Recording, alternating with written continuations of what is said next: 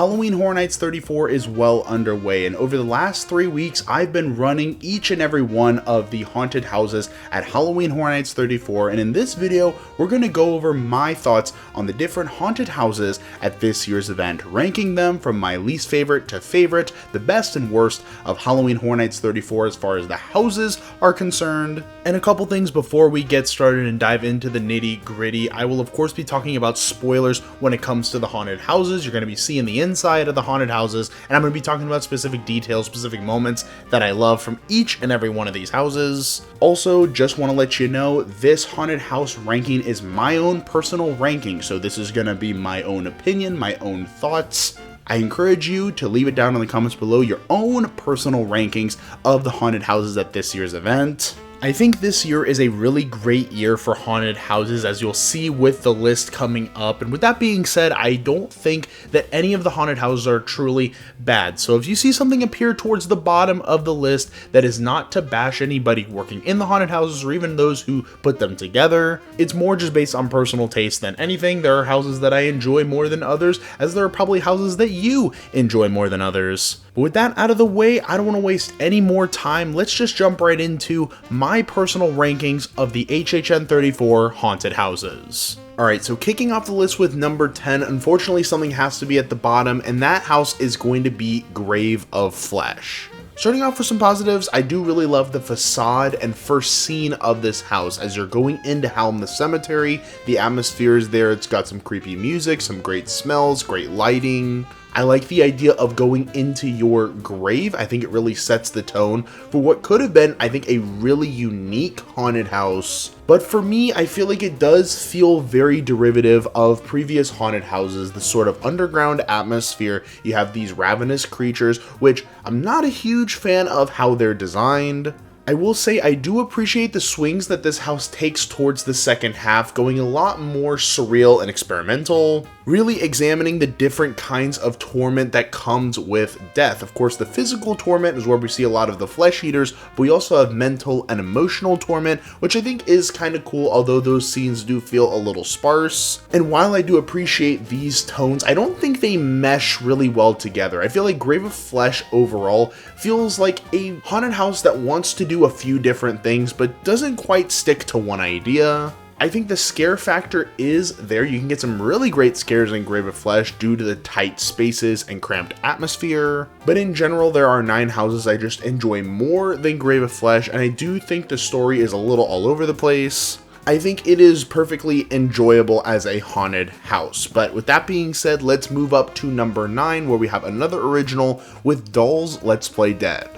One of my favorite parts about Dolls Let's Play Dead is how it takes a pretty common idea, creepy toys and a creepy dollhouse, and does it in a new and exciting way. I think this house is really disturbing. Like I said, it's creepy as hell. The costumes are really freaky, and I love the range of motion that a lot of these characters get in these rooms. Yes, we have boo hole scares, but we also have large rooms with actors positioned in various areas that make them feel like they are kind of a part of the scenery, but also allow them to get that scare. I also think there are some really fun effects in here, from the smells to the guest activated triggers to just the general scenery and Easter eggs in here. The sets do feel larger than life at points, and I really love that. That's exactly what I wanted with Dolls Let's Play Dead. I will say this house was hyped up as a comedy house. I didn't quite get the comedy aspect of this haunted house. Granted, there are some campy, over-the-top elements in Dolls Let's Play Dead. I see kind of what they were going for. But make no mistake, this house is dark, it is eerie, it is unsettling. I wasn't a huge fan of it at first. It did definitely take some time to grow on me. But as it stands, I really do enjoy Dolls Let's Play Dead. I think it's a pretty solid Sprungtent original. Now moving up to number 8, we have what I think is going to be the most underrated house at this year's event, Galken Monsters of the North. Set-wise, you get your traditional kind of period piece scenery that we see with Halloween Horror Nights. We also get these really large set pieces. We have this really great sort of cold open facade. We of course have the large Wicker Man set piece and that giant shaman puppet, which is definitely the highlight of this haunted house. But make no mistake, Galken Monsters of the North also brings the scares. I think the actors in here are really delivering those scares, especially the 3 sort of skeleton corpses inside of the belly of the beast. That section in particular feels especially intense, but even throughout the whole haunted house, I really love the visceral nature of this haunted house. It feels intense, it feels gory. You know, with our previous medieval fantasy-inspired haunted houses, we had Goblin's Feast and Dueling Dragons, and they were a little more on the campy side. This one takes itself very, very serious, has a lot of intense kills and great scares. I do think Galkin is a great time and definitely one of the more underrated haunted houses at this year's event. Now moving up to number 7, we have the first IP of this year's event and probably the most popular haunted house at this year's event in general, with Five Nights at Freddy's. Technically, this house is a marvel. I love how the puppets and animatronics look in this haunted house, from that main stage set piece that really gets you going into the Five Nights at Freddy's world, to the various puppets we have in this haunted house. I was just shocked at how many of these puppets we have in here. This house is very puppet heavy the entire time, and it also mixes in some great human scares that really adds a little bit of variety and makes this house feel a little scarier than I think I was expecting. Don't get me wrong, this is definitely the spectacle haunted house. This is not a house that's really super scary. You're not gonna be running out of this haunted house, but I think there are some good scares to be had, and I really just like the dark, dingy atmosphere we have with this haunted house. Yes, this is based on the Blumhouse movie, but it feels a little closer to the feel of that original Five Nights at Freddy's game. I think the reason why this isn't higher on the list is a lot like how I felt about A Quiet Place last year, where it hit really hard on the first walkthrough, but the more you go through it, the less kind of repeat value it has. It's great to see these puppets and animatronics, of course, but there are just other houses that I would rather go through, and of course I don't want to be waiting in that super ridiculous line every single night I'm at the event. But I think Five Nights at Freddy's is a very solid IP haunted house, and I'm excited to see what the future is for this franchise at HHN, because have you seen the lines at Louis? Yeah, this thing ain't going anywhere. Now moving up to number 6, we have a house I was not expecting to love as much as I did, and I'm of course talking about Terrifier. This house feels like a full, complete package. You have those iconic moments from the movie, you get to see the iconic characters from the Terrifier series, but it does so in an original way that blends the gore, the scare factor, the effects, everything together. The facade for Terrifier is absolutely incredible, and I love the first section of the haunted house that really dives into the fun house aspect. I think that's honestly my favorite part of the haunted house. I also think this house is an interesting one where it can either go one of two ways. It can be really scary if you are scared of Art the Clown, but it also has that fun aspect because Art the Clown, yes, while he's brutal, yes, he's very intense as a character, he's also really fun, and I think if you go in with that mindset, you can have a lot of fun in this haunted house. I think as a haunted house, it blends the scare factor and the comedy factor really well in a way that I don't see with a lot of other haunted houses. Usually they lean towards one or the other. I'm not a huge fan of the Terrifier series, or else I think this would be much, much higher on the list. Even as a non-fan, it is a very, again, well-rounded haunted house. It is a great love letter to this IP, and I think this is kind of the ultimate version of this IP, really bringing that Terrifier trilogy to life at Halloween Horror Nights. Now moving into the top 5, we have the anchor original, the tentpole original of this year's event with El Artista, A Spanish Haunting. Hands down, the best looking haunted house at Halloween Horror Nights 34 has to go to El Artista, A Spanish Haunting. That first facade as you walk into the soundstage had my jaw on the floor, but it's not just that. The conservatory scene with the flying gargoyle leading you into the sort of courtyard with a running water fountain, another facade. The scenery is absolutely breathtaking, and I'm not even talking about any of the rooms once you actually go inside of the manor. It's beautiful yet sinister and has that corrupted elegance that I love from things like The Haunted Mansion or even Monsters Unchained. I think on top of that, some of the scare tactics are really cool. I love how they choose to depict ghosts in this haunted house. Of course, we have spirits in their physical form, but you also have more abstract view of spirits and ghosts in this haunted house. You have tons of like Pepper's Ghost effects and projections and mirrors and misdirection to make it feel like this house is infested with evil spirits, and I truly love that. The only reason I could say that this isn't higher up on the list is because it was a little bit of a mixed bag in terms of my runs. I've gotten some really great runs in El Artista, and I've gotten some really bad runs in El Artista as well. So it's definitely more based on personal experience. I think this is definitely a must-see original this year. It will be the favorite original for many, and I could totally see why. But if you're looking for my favorite original haunted house of this year's event, let's go up to number 4 and talk about Hatchet and Chains Demon Bounty Hunters. The facade is probably my favorite facade of the year. I don't know, it's kind of tied with El Artista, but I love how kinetic this facade feels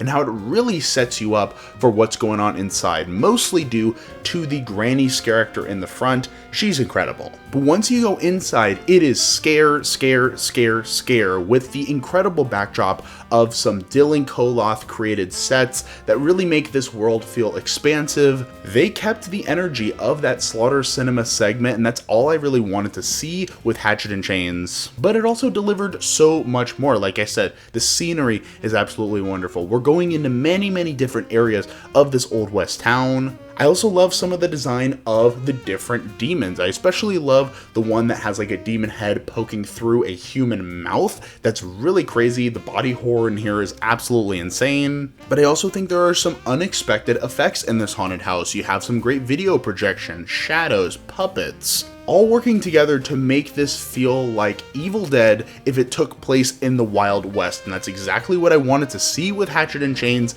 and I'm glad it delivered. However, moving up to the top 3, we have all IPs. Really goes to show how strong this IP lineup is this year. And number 3 is going to go to the scariest haunted house this year with Jason Universe. I have been one to say I'm not a huge fan of houses that are purely focused on scare, but I will say Jason Universe truly rocked my world and shocked me with how great it is. You get the cramped feel of being in the Fast and Furious location, but you look at the scenery and feel like you're somewhere else. You feel like you're in Camp Crystal Lake. I think the scenery definitely contributes to that, but I also think this haunted house has the best soundtrack out of any of the other houses because it's pulling directly from those classic Friday the 13th films and really bringing you into that world. It's exactly what I felt when I went through Halloween for the first time, hearing that John Carpenter music. Here we're hearing that Harry Manfredini score from those original few films, and I think that really works to make this feel like a classic Jason legacy house. I think Jason Universe Jason looks good. I think he works really well in this haunted house. The mask looks good, the costume looks good. It kind of just feels like another version of Jason in Camp Crystal Lake. It doesn't stand out like I think a lot of people were expecting it to. And then of course in the second half we have the Gauntlet of Jasons, which is not only scary as hell, but it's Easter egg central. You're getting all those classic costumes coming at you. It's simultaneously very terrifying, but also really great to point out the different versions of Jason in this haunted house. I was worried when they mentioned that this was going to be half Jason Universe, half Jason Legacy, because I felt like it wouldn't really gel together, but I think it really works here. And I think Jason Universe is the haunted house that surprised me the most. I really love what they did with this series, and this is coming from someone who isn't a huge Friday the 13th fan. Now moving up to number 2, we have a house that I think is going to be one of those standout haunted houses this year. It's going to be one that we talk about, and of course, it is WWE Presents The Horrors of the Wyatt Six. I think the facade entrance is really great. It's simple, but it works. Gorilla position is as intense as it felt when it was on TV. The Firefly Funhouse is chock full of Easter eggs, and the different realms of the Wyatt Six characters really bring some originality to this haunted house.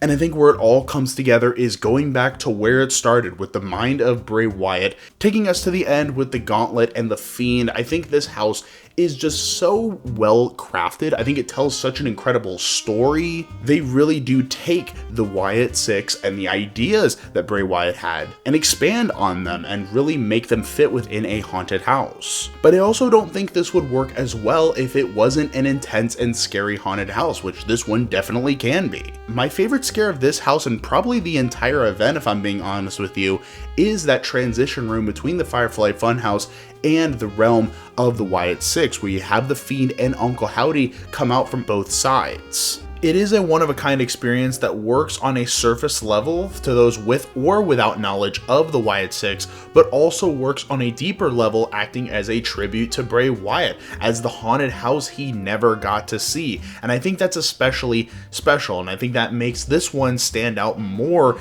than the others. I think if there's one IP to take away from this year, at least when it comes to Orlando, it's gotta be the Wyatt Six, because I don't think we're ever gonna see a haunted house quite like this one ever again. But speaking of haunted houses, I don't think we're ever going to see again. This of course brings us to our number one, and if you've been watching the channel for a while, if you know me personally, it should be no surprise that my number one favorite haunted house at this year's event is Fallout.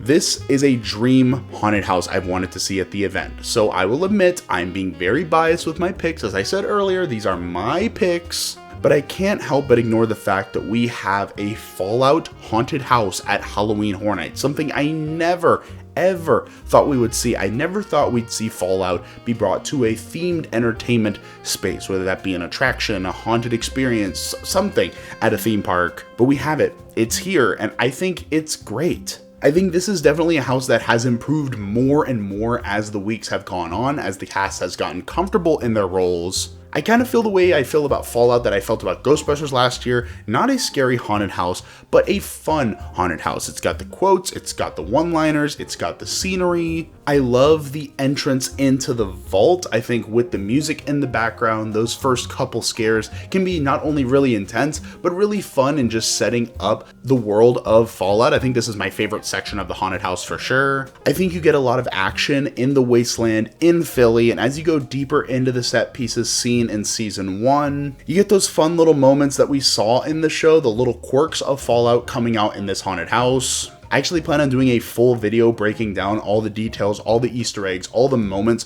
from this haunted house that I love, as well as the one in Hollywood. So I'm not going to talk too much about it here. Just know I love Fallout. This is a subjective pick, but this is my favorite haunted house. Is it the best all-around haunted house at this year's event? Probably not. There are probably others that you could argue are better as haunted houses, but as far as favorites go, this one's got my heart. I've already been through it many times. I plan on doing it many more times before the season is over. But anyways, those are my picks. I want to know down in the comments below, what are your favorite haunted houses at this year's event? What do you think is the best or worst haunted house at this year's event? I want to see those ranking lists if we've been to Halloween Horror Nights, or even just the houses we're most excited to see if we haven't been yet. I want to know all your thoughts down in the comments below. I love talking about these rankings with you because now that, of course, we've all seen the haunted houses, it's interesting to see people's opinions. So I want to know all those thoughts down below. But if you like videos like this one about Halloween Horror Nights of the past, present, and future, be sure to let me know by leaving a like and subscribing to the channel if we're new. I've been talking long enough. I, of course, want to thank you for watching this video. I will see you in the next one, but until then, stay spooky and take care, everybody.